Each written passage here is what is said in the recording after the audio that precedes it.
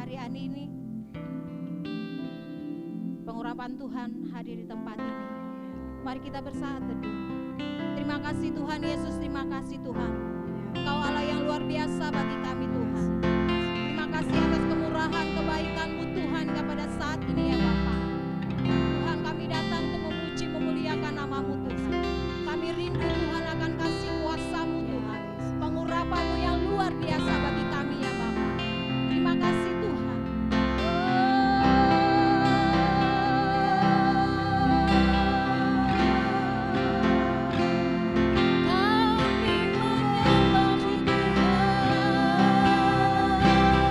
Kami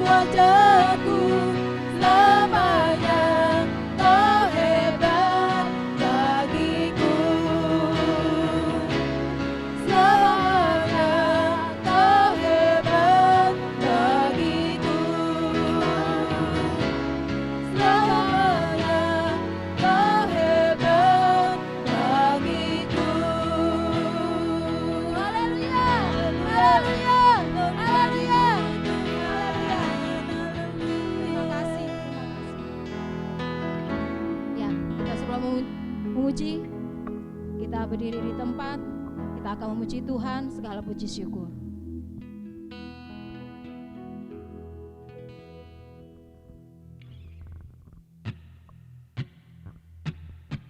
Kita bertepuk tangan buat Tuhan. Haleluya.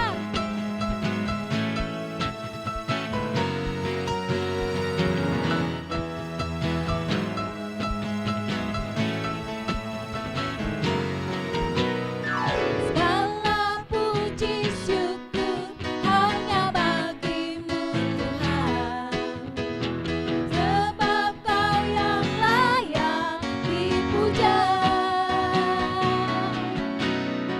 Kami mau bersorak, tinggikan nama-Mu. Haleluya.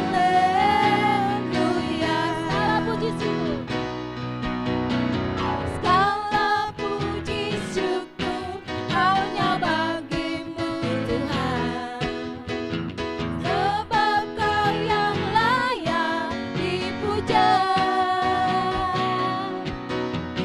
Kami mau bersorak, tinggikan nama-Mu. Haleluya.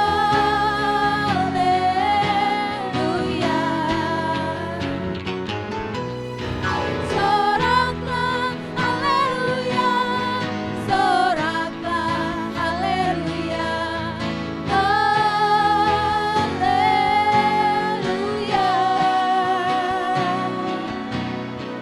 Soraklah, haleluya. Soraklah, haleluya. Haleluya.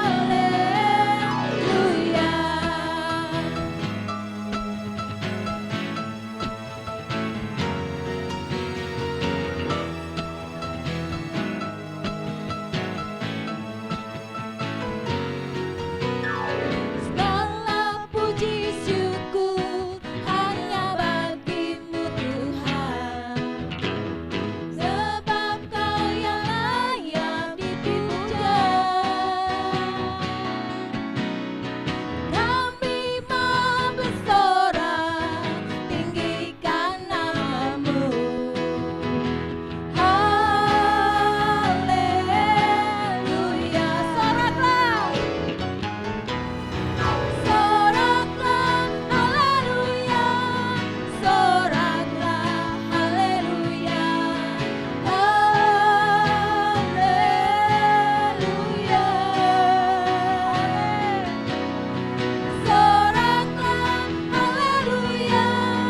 Soraklah, haleluya. Haleluya. Soraklah Tuhan. Soraklah, haleluya. Soraklah, haleluya. Haleluya.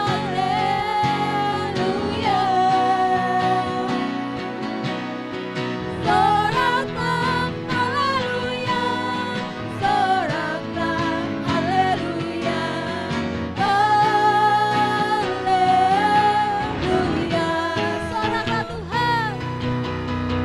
Soraklah, haleluya. Soraklah, haleluya. Haleluya. Soraklah, haleluya. Soraklah, haleluya.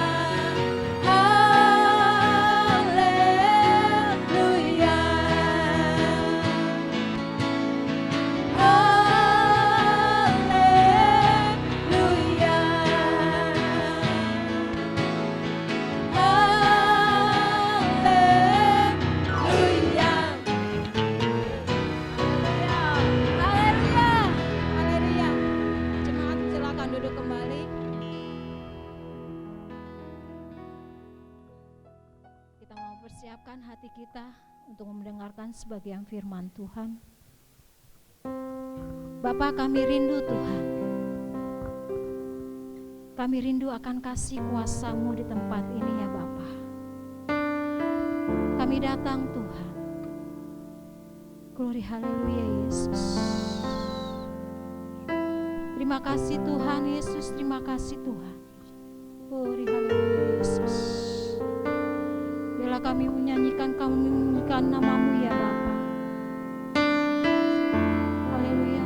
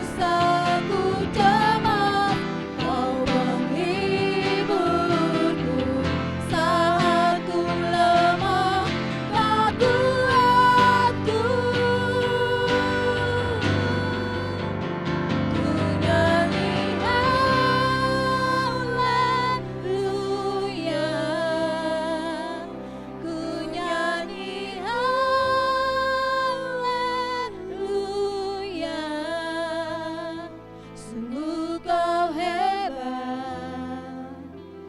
ajaib perkasa perbuatanmu. Amin. Ku nyanyi haleluya,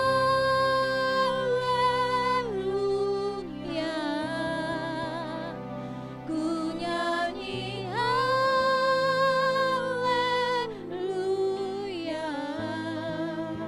Sungguh kau hebat, ajaib perkasa perbuatanmu. Ku nyanyi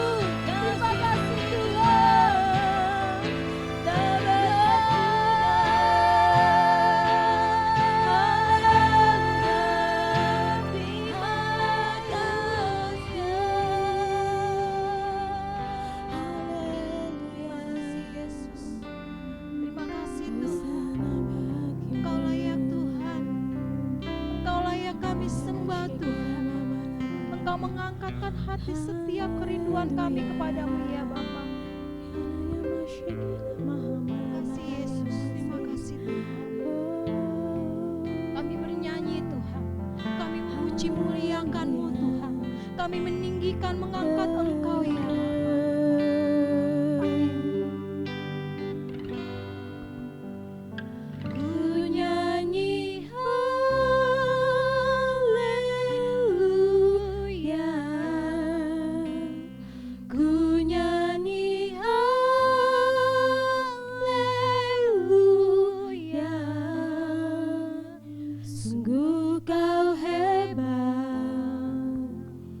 Ajaib perkasa perbuatanmu.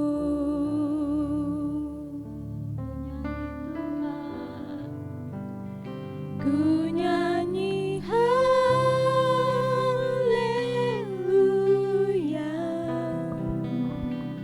ku nyanyi haleluya.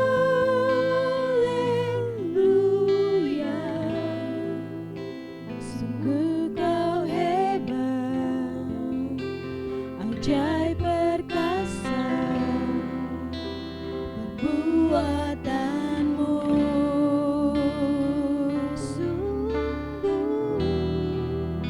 Sungguh kau hebat, ajaib perkasa perbuatanmu.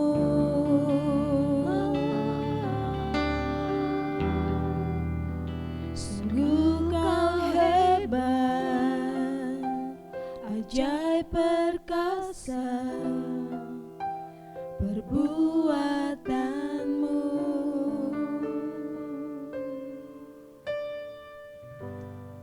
Di hidupku.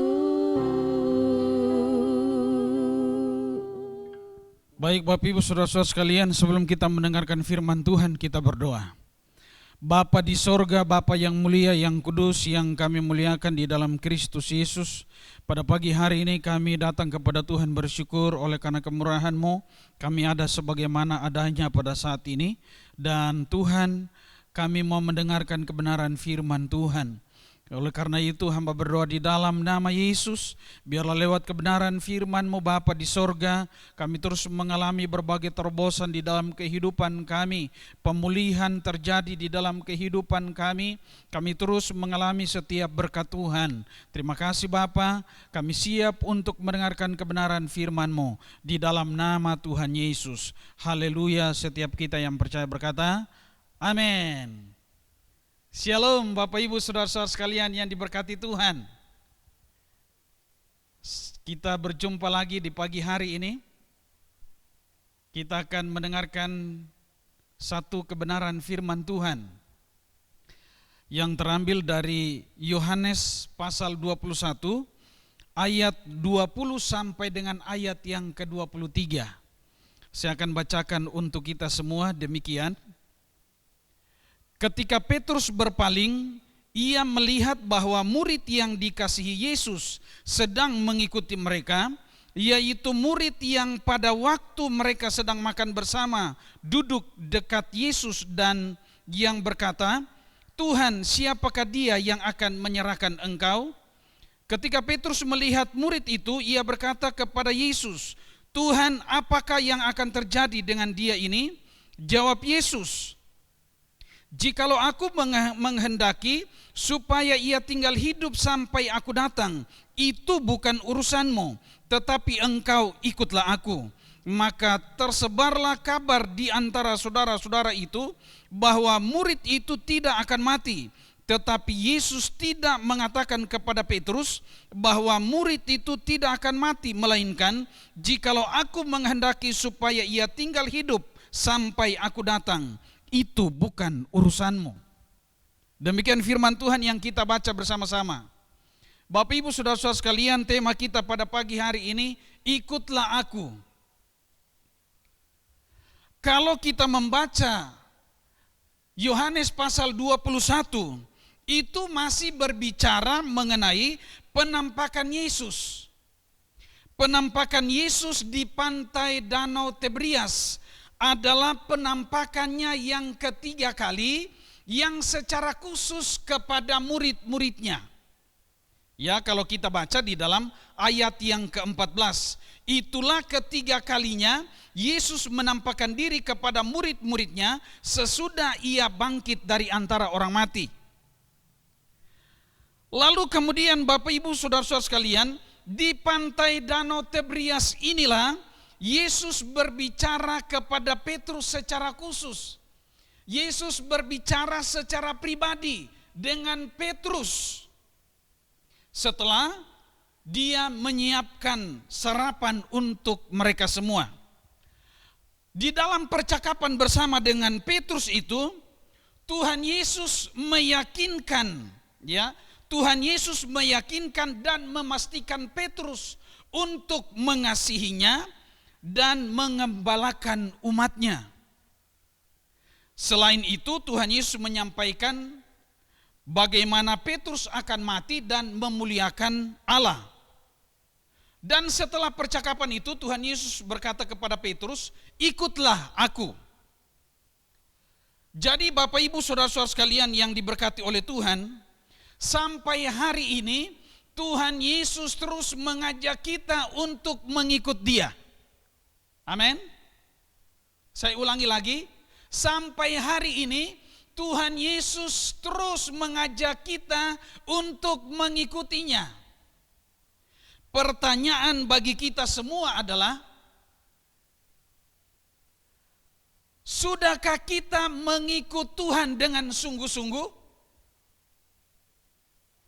Sudahkah kita mengikut Yesus dengan sungguh-sungguh? Orang yang mengikut Yesus dengan sungguh-sungguh, dia menjadikan Yesus sebagai Tuhan di dalam hidupnya. Amin. Orang yang mengikut Yesus dengan sungguh-sungguh, dia menempatkan Yesus di tempat pertama di dalam hidupnya, bukan yang lain. Tetapi Yesus harus yang terdepan. Yesus yang paling pokok, yang paling utama di dalam hidupnya. Orang yang mengikuti Yesus, dia akan berusaha untuk menjadi teladan. Seperti Tuhan Yesus yang sudah menjadi teladan bagi kita. Amin. Jadi melalui kebenaran firman Tuhan pagi hari ini, ada 4 hal yang kita renungkan di dalam mengikuti Yesus. Yang pertama, kita mengikut Yesus karena Dia mengasihi kita. Katakan kiri kanannya, Tuhan Yesus mengasihi kamu. Kita mengikut Yesus karena Dia mengasihi kita. Seperti murid-murid pada waktu itu. Begitu Tuhan Yesus mengasihi mereka. Dan demikian juga sekarang ini, Tuhan Yesus tetap mengasihi kita. Amin. Tuhan Yesus sangat mengasihi kita. Apapun keadaan kita, Tuhan Yesus tetap mengasihi kita. Dan ada begitu banyak bukti yang menunjukkan bahwa Tuhan Yesus itu sangat mengasihi kita. Amin. Kalau kita sehat hari ini, itu karena Tuhan Yesus mengasihi kita. Kalau kita bisa melakukan semua tugas tanggung jawab pekerjaan kita, itu karena Tuhan Yesus mengasihi kita. Kita mampu pergi ke sana kemari di dalam perlindungan Tuhan, itu karena Tuhan Yesus mengasihi kita. Tetapi ada yang lebih dahsyat lagi, yang menunjukkan bahwa Yesus mengasihi kita. Yaitu apa? Kalau kita membaca di dalam Yohanes pasal yang ke-15, mulai dari ayat yang ke-13, Yesus sudah membuktikan bahwa Dia begitu mengasihi kita. Dengan cara bagaimana Bapak Ibu Saudara-saudara sekalian? Ia rela menyerahkan nyawanya bagi kita. Di dalam Yohanes 15 ayat yang ke-13, tidak ada kasih yang lebih besar daripada kasih seorang yang memberikan nyawanya untuk sahabat-sahabatnya. Bahkan di dalam Matius 20 ayat yang ke-28 berkata, Anak Manusia datang bukan untuk dilayani, melainkan untuk melayani dan memberikan nyawanya menjadi tebusan bagi banyak orang. Itulah kasih Tuhan Yesus kepada kita. Dia menyerahkan nyawanya, dia rela mati di atas tiang kayu salib. Itu semua karena dia begitu mencintai kita.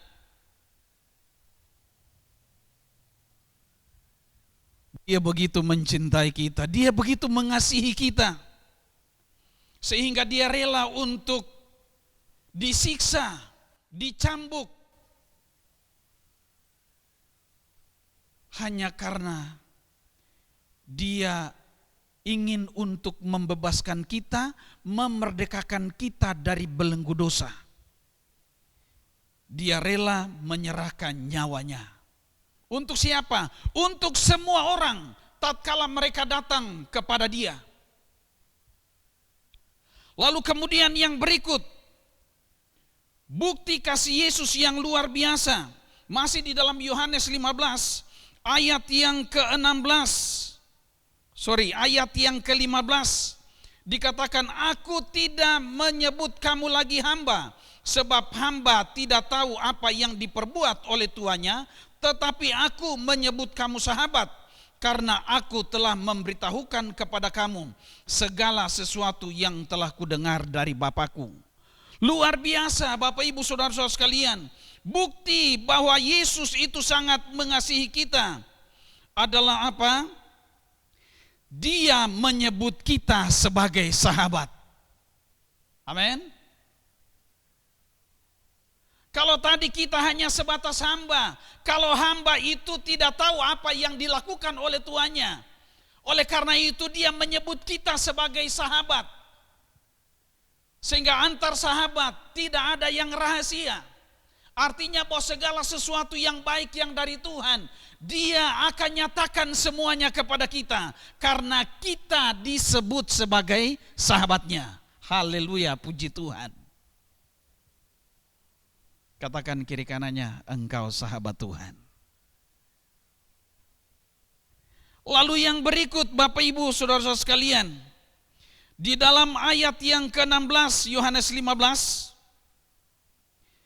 dikatakan, bukan kamu yang memilih aku, tetapi akulah yang memilih kamu, dan aku telah menetapkan kamu supaya kamu pergi dan menghasilkan buah, dan buahmu itu tetap, supaya apa yang kamu minta kepada Bapa dalam namaku diberikannya kepadamu. Inilah perintahku kepadamu, kasihilah seorang akan yang lain. Jadi kalau kita perhatikan, begitu besar Tuhan itu mengasihi kita, yaitu dia memilih kita untuk menjadi alat bagi kemuliaannya. Amin. Jadi Tuhan memilih kita itu karena apa? Dia sangat mengasihi kita.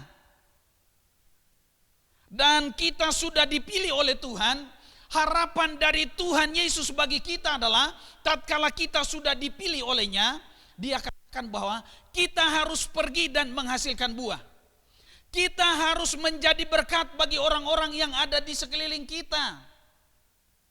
Melalui kehidupan kita, ada orang-orang yang datang secara pribadi untuk berjumpa dengan Yesus, menerima dia sebagai Tuhan dan Juru Selamat. Melalui kehidupan kita terjadi yang namanya multiplikasi. Amin. Melalui kehidupan kita terjadi multiplikasi di dalam kasih karunia Tuhan, di dalam jiwa-jiwa, lalu di dalam ucapan syukur bagi kemuliaan Tuhan. Kemudian yang selanjutnya, Tuhan Yesus itu sangat mengasihi kita. Yaitu apa? Di dalam ayat yang ke-16 bagian terakhir, dia memberikan namanya sebagai jaminan bagi kita untuk mendapatkan kasih karunia dari Bapa di sorga. Wow, luar biasa Bapak Ibu Saudara-saudara sekalian. Tuhan Yesus menjamin bahwa waktu kita berdoa di dalam nama-Nya, amin. Waktu kita berdoa di dalam nama-Nya, maka Bapa di sorga akan memberikan apa yang kita minta. Tuhan Yesus menjamin bahwa waktu kita berdoa di dalam nama-Nya, maka Bapa di sorga akan menyatakan kuasa dan mujizat-Nya di dalam kehidupan kita. Yang penting adalah kita berdoa di dalam nama Yesus, amin. Bukan di dalam nama orang lain. Tetapi kita harus berdoa di dalam nama Yesus. Dan namanya itu sebagai jaminan bagi kita untuk meraih semua berkat Allah, untuk meraih setiap janji Allah di dalam hidup kita.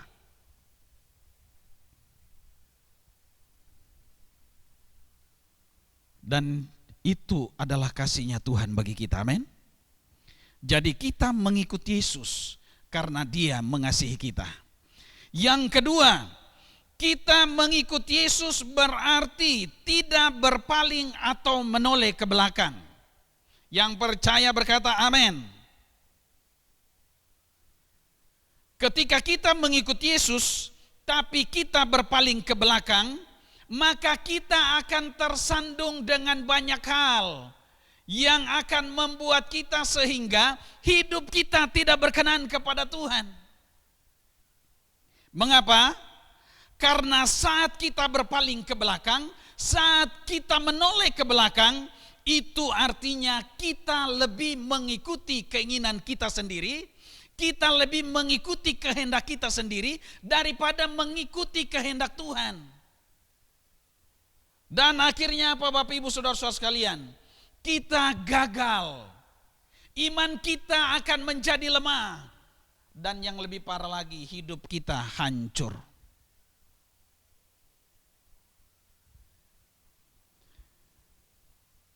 Coba kita renungkan baik-baik Bapak Ibu Saudara-saudara sekalian. Mengapa istri Lot menjadi tiang garam? Mengapa? Karena dia menoleh ke belakang. Waktu itu diingatkan Tuhan supaya lari, selamatkanlah dirimu dan jangan menoleh ke belakang. Tetapi istri Lot tidak mendengarkan firman Tuhan, tidak taat kepada firman Tuhan. Akhirnya dia menoleh ke belakang dan menjadi tiang garam. Mengapa bangsa Israel, ya sekali lagi, mengapa bangsa Israel dibawa berputar-putar di padang gurun selama 40 tahun? Mengapa? Karena Tuhan ingin merendahkan mereka, betul. Yang kedua, karena mereka bersungut-sungut. Tetapi yang ketiga adalah karena mereka ingin kembali ke Mesir. Mereka ingin menoleh ke belakang. Mereka ingin kembali ke Mesir. Itulah yang membuat mereka berputar-putar di padang gurun selama 40 tahun. Lalu kemudian yang berikutnya misalnya, mengapa Demas meninggalkan pelayanan? Karena dikatakan bahwa dia mencintai dunianya kembali. Dia mencintai yang namanya masa lalunya. Dan akhirnya dia meninggalkan pelayanan. Jadi sungguh dahsyat Bapak Ibu Saudara-saudara sekalian. Waktu kita mengikuti Yesus, tetapi kita menoleh ke belakang. Kita kembali kepada masa lalu kita. Maka itu yang membuat hidup kita tidak berkenan kepada Tuhan. Oleh karena ini, itu kita harus memiliki yang namanya komitmen di dalam diri kita masing-masing. Bahwa sekali kita memutuskan untuk menerima panggilan mengikuti Yesus, maka kita harus berani melepaskan semua hak kita untuk tunduk sepenuhnya kepada cara Tuhan di dalam mengatur hidup kita, cara Tuhan di dalam mendisiplinkan kita, cara Tuhan di dalam memakai kita. Amin.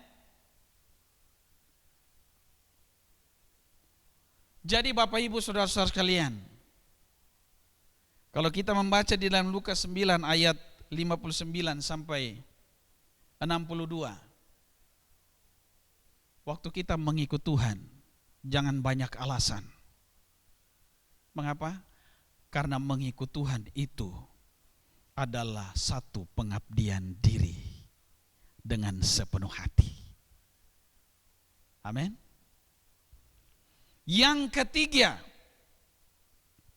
kita mengikut Yesus berarti fokus kepada tanggung jawab pribadi kita masing-masing.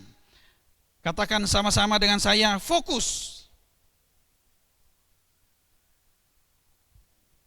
Kalau kita perhatikan di dalam bagian firman Tuhan ini, di dalam ayat 21 dan ayat yang ke-22, Petrus sudah dikasih tahu mengenai bagaimana perjalanan hidupnya, mengenai bagaimana Petrus akan mati dan memuliakan Tuhan. Lalu di dalam perjalanan bersama Yesus itu, Petrus berpaling dan melihat Yohanes yang sedang mengikuti mereka.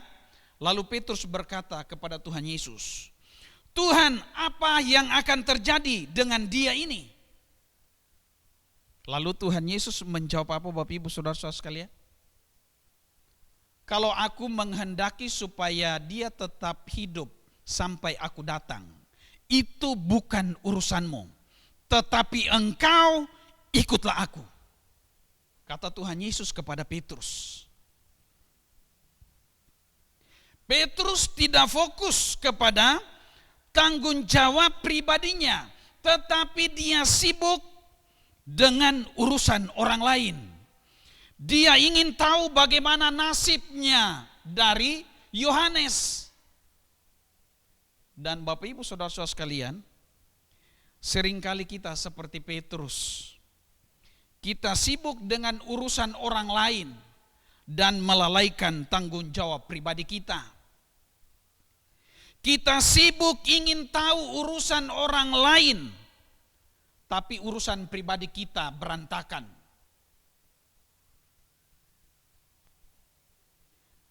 Apa yang tidak seharusnya kita urus, justru kita urus. Oleh karena itu, firman Tuhan hari ini mengingatkan kita supaya kita harus fokus kepada tanggung jawab pribadi kita masing-masing. Kita harus fokus di dalam melaksanakan setiap tanggung jawab yang sudah dipercayakan kepada kita masing-masing. Amin.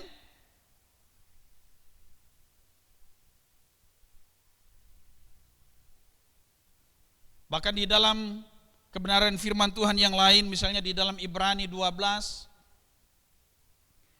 kita ini harus berlomba-lomba dengan tekun dalam perlombaan yang diwajibkan bagi kita. Lalu dikatakan selanjutnya adalah dengan mata yang tertuju kepada Yesus yang memimpin kita dalam iman dan yang membawa iman kita itu kepada kesempurnaan. Kita harus fokus mengerjakan bagian kita. Amin. Dan ketika kita tidak mampu atau tidak sanggup mengerjakan apa yang kita kerjakan, itu berarti bagiannya Tuhan. Amin. Jadi waktu kita dipercayakan atau kita diberi tanggung jawab untuk melakukan suatu pekerjaan, apakah di dalam pelayanan ataupun di dalam tugas tanggung jawab kita di kantor, di bisnis dan lain-lain sebagainya, dan tatkala kita tidak sanggup, ada kesulitan yang kita hadapi di dalam setiap pekerjaan kita, itu berarti bagiannya Tuhan. Amin. Makanya seringkali kan orang banyak berkata bahwa kita mengerjakan yang bisa kita kerjakan. Ya. kita mengerjakan yang bisa kita kerjakan, dan biarlah Tuhan mengerjakan yang tidak bisa kita kerjakan.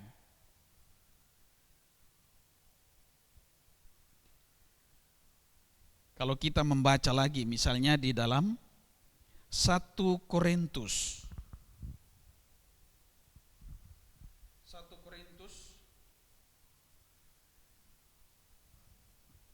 1 Korintus pasal 3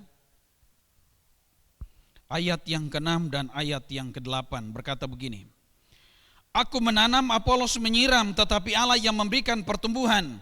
Karena itu yang penting bukanlah yang menanam atau yang menyiram, melainkan Allah yang memberi pertumbuhan. Baik yang menanam maupun yang menyiram adalah sama, dan masing-masing akan menerima upahnya sesuai dengan pekerjaannya sendiri. Jadi ada orang-orang tertentu yang diberikan bagian untuk menanam. Ada orang yang diberikan tanggung jawab untuk menyiram. Pertanyaannya, apakah yang menanam itu lebih utama, lebih penting daripada yang menyiram? Tidak. Baik yang menanam maupun yang menyiram sama. Yang bedanya apa? Yang bedanya adalah upah dari masing-masing pekerjaan itu yang kita lakukan. Amin. Apakah Paulus tahu apa yang ditanamnya itu bertumbuh? Tidak tahu. Apakah Apolos tahu yang disiramnya akan bertumbuh? Tidak tahu. Mengapa? Karena soal pertumbuhan itu adalah bagiannya Tuhan. Amin. Jadi baik yang menanam maupun yang menyiram itu sama. Yang terpenting adalah yang memberikan pertumbuhan. Oleh sebab itu Bapak Ibu Saudara-saudara sekalian, saya mau berkata bahwa di balik keterbatasan kita, di balik ketidaktahuan kita, di balik setiap kelemahan kita, saat kita fokus mengerjakan apa yang dipercayakan kepada kita, maka Allah turut bekerja di dalamnya. Haleluya. Allah turut bekerja di dalamnya.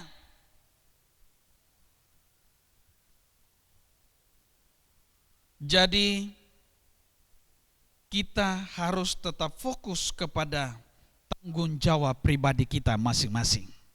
Amin. Yang keempat, kita mengikuti Yesus berarti berusaha mengerti kehendak Allah dengan benar. Katakan mengerti kehendak Allah dengan benar.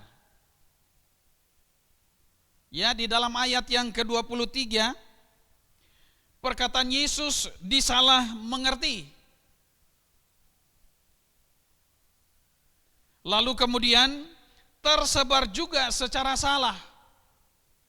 Dan ini bahaya. Ini bisa menyesatkan. Jadi Bapak Ibu Saudara-saudara sekalian, berusahalah untuk mengerti kehendak Allah dengan benar. Amin. Kita harus berusaha mengerti kehendak Allah dengan benar. Supaya apa? Kita menerapkannya juga secara benar di dalam kehidupan kita setiap hari. Kita menyampaikannya juga kepada orang lain secara benar. Bagaimana caranya? Supaya kita bisa mengerti akan kehendak Allah. Kita harus berdoa. Kita harus beribadah, hidup di dalam pujian dan penyembahan kepada Allah. Kita harus intim dengan Tuhan supaya kita lebih mengerti tentang kehendak Tuhan, apa yang benar dan yang berkenan kepadanya.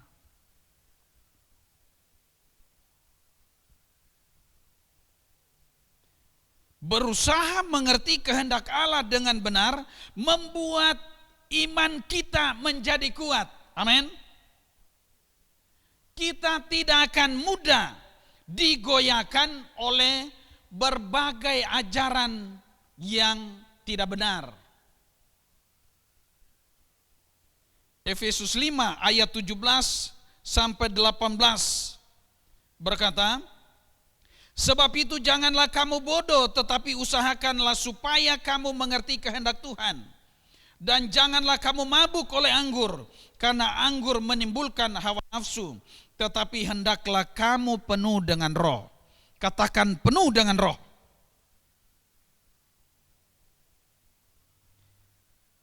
Jadi kita harus menyerahkan hidup kita ini untuk dipimpin oleh Roh Kudus, untuk dituntun oleh Roh Kudus, supaya Roh Kudus itu mengajarkan kita tentang semua kebenaran.